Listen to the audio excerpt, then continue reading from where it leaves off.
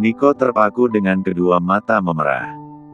Sial, tidak ada bait penyesalan dari mimik wajah dan sorot matanya.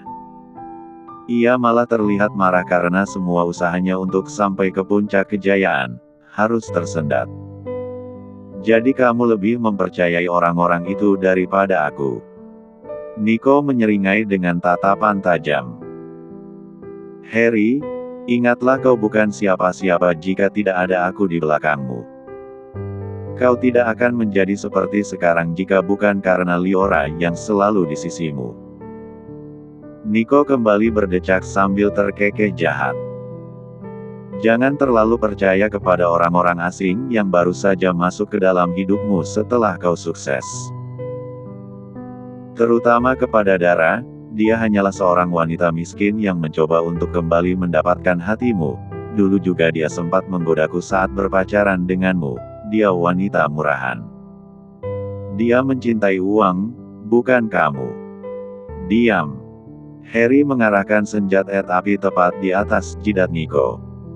Dadanya naik turun menahan gejolak emosi yang tertahan sejak siang tadi. Andai ia tidak memikirkan pandangan para pegawai dan staf hotel, mungkin Nico sudah babak belur di ruang rapat siang tadi.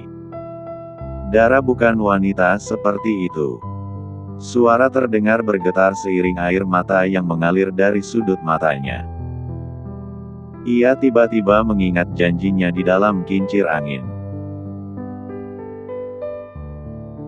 Kala itu ia berkata jika apapun yang terjadi, ia akan melindungi Dara dari orang-orang yang tidak menyukai hubungan mereka, tetapi nyatanya ia gagal melakukan semua itu.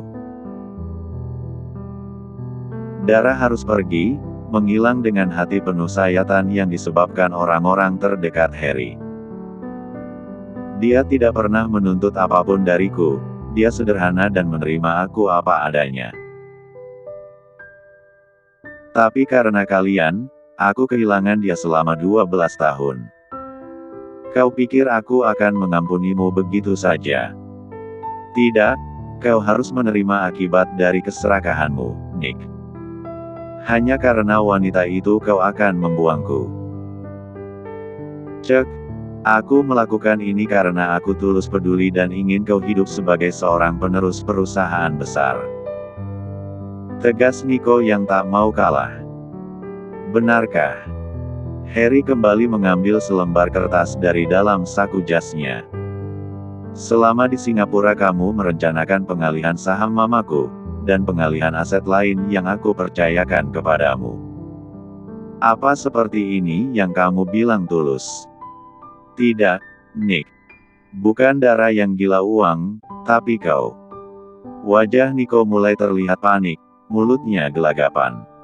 Aku bisa jelaskan semuanya. Itu tidak seperti yang kamu pikirkan, Harry. Percayalah kepadaku, aku tidak mungkin menghancurkan kamu, kita teman. Hentikan, aku muak mendengar semua ucapanmu. Sekarang semua telah berakhir, Nick. Termaksud persahabatan dan kerjasama kita. Harry menjentikkan jarinya sebagai kode. Stefan dan beberapa orang pengawal melangkah mendekat. Di tangan Stefan sudah ada sebuah surat persetujuan pengunduran diri dan pengalihan beberapa aset yang memerlukan tanda tangan Nico. Aku tidak akan pernah menandatangani surat itu. Harry, aku sudah melakukan banyak hal demi sampai ke posisi ini, kau tidak bisa membuangku begitu saja. Melakukan segala hal dengan mencurangiku. Harry berdecak. Tangan kanannya masih mengarahkan senjata api tepat di jidat Nico. Jika tidak mengingat kebaikan ayahmu, persahabatan kita, mungkin sudah sejak tadi peluru menembus kepalamu. Kau tahu, aku tidak pernah segan saat aku merasa dikhianati. Sebelum aku berubah pikiran, tanda tangani surat itu, sekarang. Seorang pengawal membuka ikatan tangan Nico. Dengan terpaksa Nico meraih ballpoint di tangan Stefan dan langsung membubuhkan tanda tangannya. Setelah selesai, Harry berdiri dari posisi duduknya, ia sudah selesai di sana. Tak lama, suara gemuruh di langit membuat semua orang mendongak, kecuali Harry. Deru angin semakin kencang menerpa tubuh hingga menerbangkan barang-barang yang berserakan di sana. Ya, sebuah helikopter kini mendarat di atap gedung. Harry, apa yang akan kau lakukan kepadaku? Nico terlihat semakin panik saat dia pengawal mencengkram erat pergelangan tangannya. Kau harus pulang saat ini juga, aku tidak bisa bernapas satu udara dengan seorang pengkhianat sepertimu. Ingat, jangan pernah kembali ke hadapanku. Jalani kehidupanmu sendiri, jaga nama baik ayahmu, tanpa melibatkan nama besar keluargaku. Harry menoleh menatap Stefan. Bawa dia. Baik, Tuan.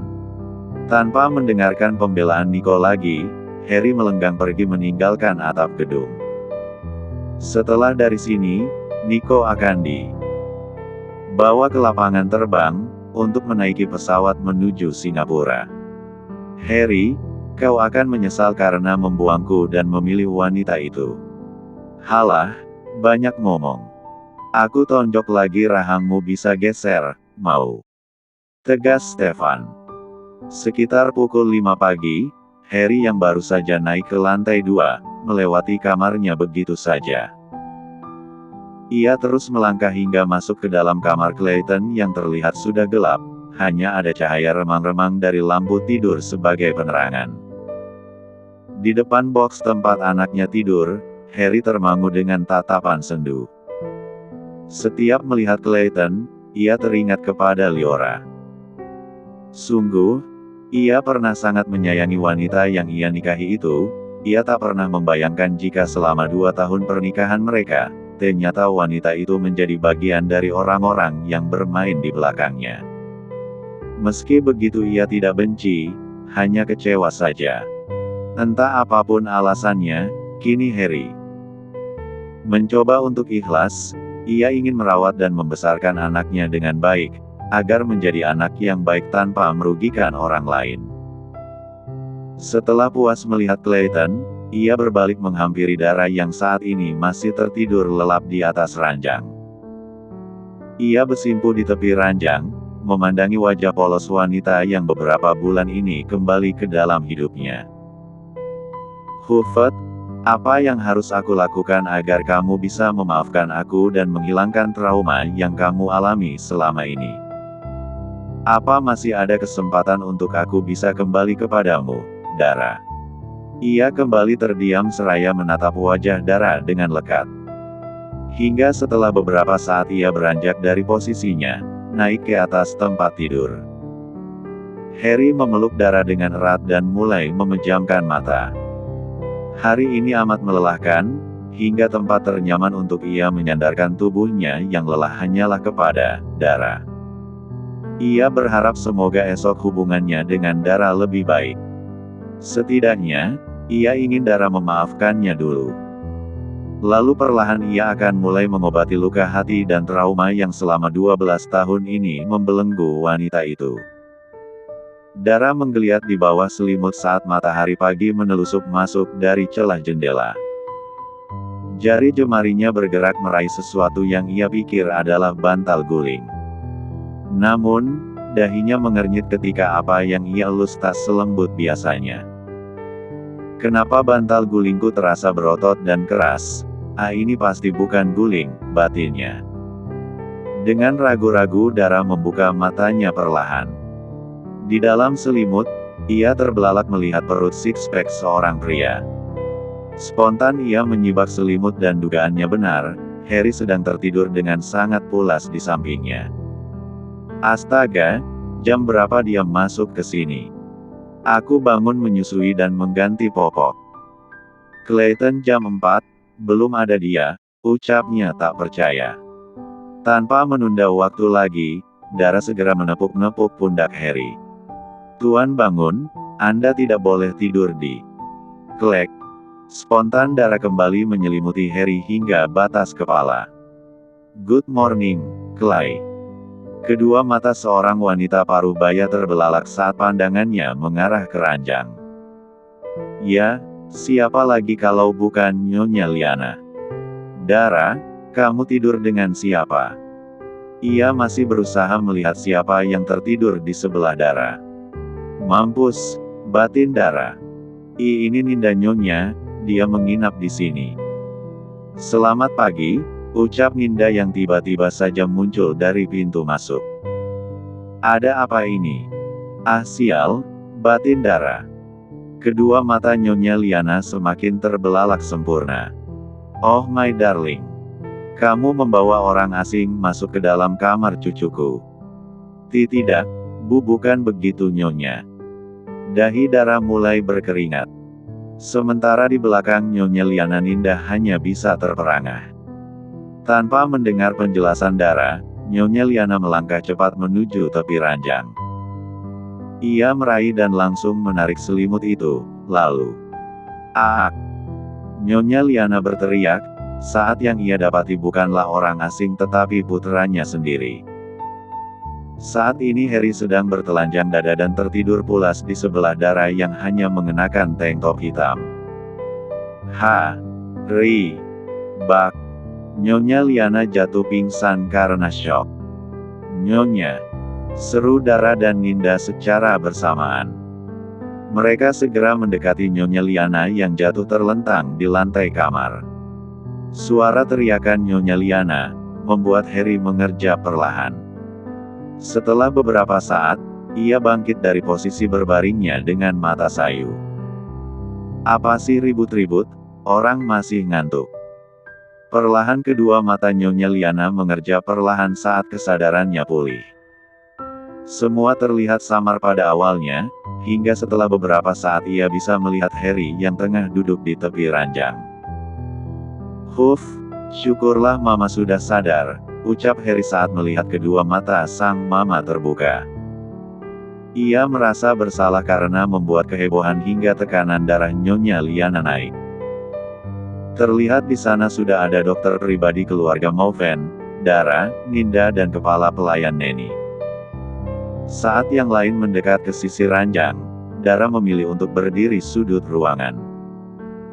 Ya, dirinya pun merasa bersalah, meski ia tidak melakukan kesalahan yang Nyonya Liana pikirkan.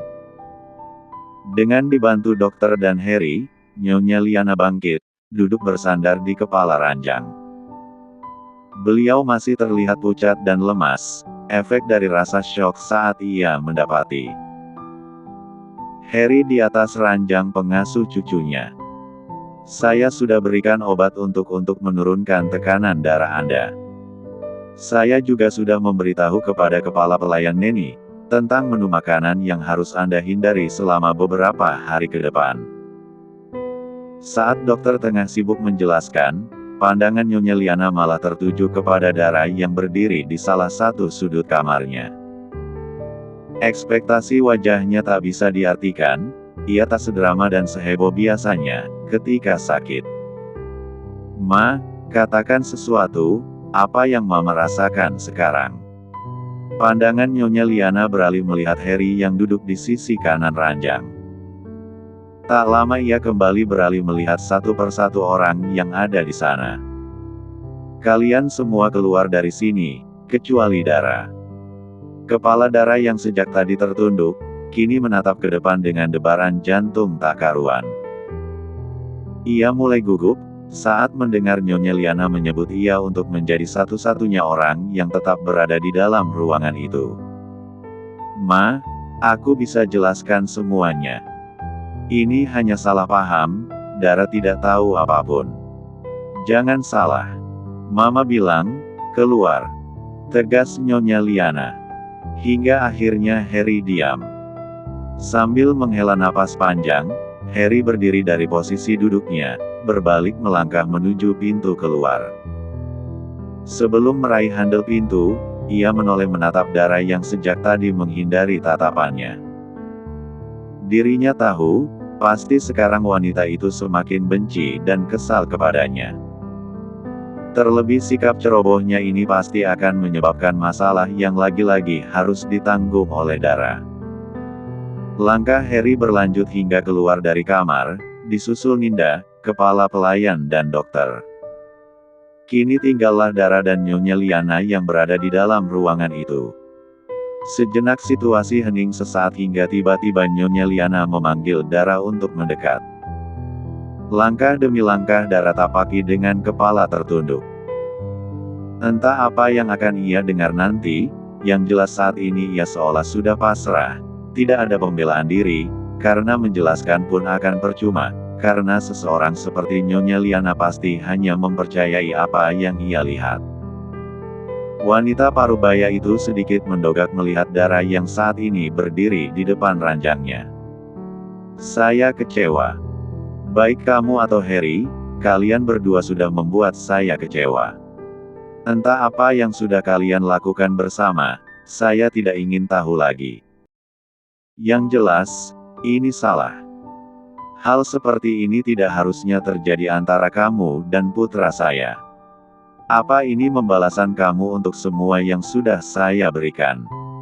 Nyonya Liana kembali memegangi bagian kepalanya yang berdenyut.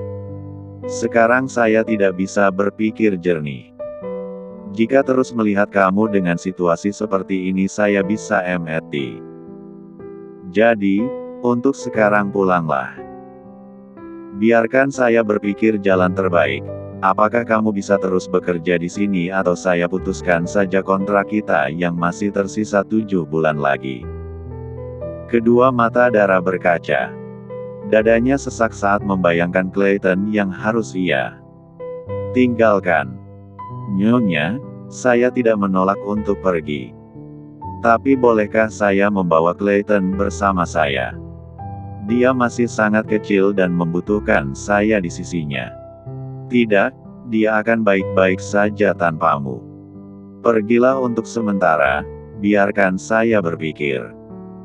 Nyonya Liana kembali berbaring membelakangi Dara, sebagai pertanda ia mengakhiri pembicaraan mereka. Dara menitikkan air mata saat merasakan kekecewaan Nyonya Liana terhadapnya. Kalau begitu saya pamit, Nyonya. Apapun yang saat ini Anda pikirkan tentang saya, itu tidak benar. Saya menyayangi Clayton dan tidak mempunyai maksud lain. Setelah menyeka air matanya, Dara segera beranjak pergi meninggalkan kamar tersebut. Sama seperti Nyonya Liana, ia pun tak bisa berpikir jernih saat ini. Harry yang sejak tadi berdiri di depan besi pembatas lantai 2, segera bergegas menghampiri Dara yang baru saja keluar dari kamar sang mama. Ketika Dara hendak menghindar, Harry bergerak cepat meraih bahu Dara. Tunggu, jangan pergi dulu. Apa yang kamu bicarakan dengan mama? Dara melepaskan lengannya dari genggaman Harry. Ia terlihat sangat kesal kepada pria itu, hingga sorot matanya sangat tidak bersahabat. Rasanya ia ingin memaki tetapi ada banyak orang yang memperhatikannya. Saya harus pergi. Harry tak tinggal diam, ia melanjutkan langkahnya menyusul Dara hingga masuk ke dalam kamar Clayton. Ia terlihat semakin panik ketika melihat Dara memakai jaket dan juga memasukkan beberapa barang ke dalam tas selempangnya. Kamu mau kemana? Bukannya menjawab, Dara malah menghampiri Clayton yang tengah tertidur di box bayi. Ibu pergi dulu ya Clay. Nanti balik lagi ya, nak. Dara, lihat aku. Harry kembali menarik bahu Dara, agar berbalik menatapnya. Aku bisa menjelaskan semuanya kepada mama. Kamu tidak perlu pergi. Saya sudah bilang sejak awal, jangan dekati saya, dan lihatlah, sekarang Nyonya Liana sangat kecewa kepada saya. Suara Dara terdengar bergetar. Ia tertunduk sejenak, hingga kemudian kembali menatap Harry. Jangan ganggu saya dulu. Pastikan saja Clayton baik-baik saja. Dia butuh ASI dan mungkin sekarang dia sudah cocok dengan ASI dari Bang ASI. Dara terus menjelaskan beberapa hal yang harus Harry perhatikan tentang Clayton selama ia tidak ada. Mulai dari jam tidur hingga waktu bayi itu mandi. Saya pergi, ucap Dara setelah selesai dengan ucapannya. Ia melenggang meninggalkan tempat tersebut. Dara berharap benar-benar bisa kembali ke mansion itu sebagai ibu susu Clayton, jadi ia tidak membawa pakaian ganti. Lagi pula di rumahku Bibi ada banyak pakaian yang bisa dia kenakan. Harry tak bisa berbuat banyak, ia pikir Dara pasti butuh waktu untuk menenangkan diri juga. Sungguh, malam tadi ia tidak menyangka, semuanya akan menjadi seperti ini.